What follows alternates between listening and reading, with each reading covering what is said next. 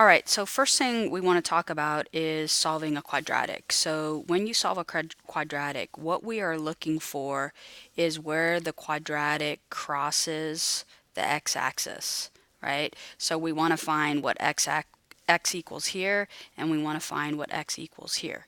But remember, we can cross the x-axis twice, right?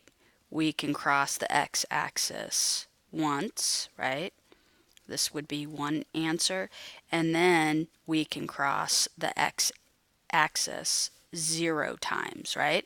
And remember, when we cross it 0 times, that happens when we take the square root of, say, a negative number.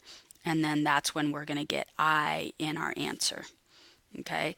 So whenever we have a quadratic, and remember, a quadratic is anything to the second power.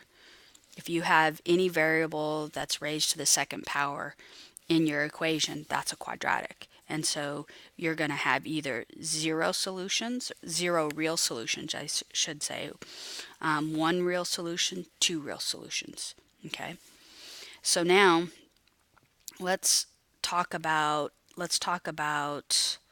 how do we solve by perfect squares. All right. So in this problem here, we already know what the answer is, but we want to solve this. Now, when I look at this quadratic equation, I know it's a quadratic because of the v squared.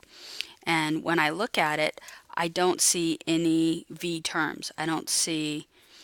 There's no other v in that equation. And so because of that, what I can do is I can take 6v squared minus 4 equals 596.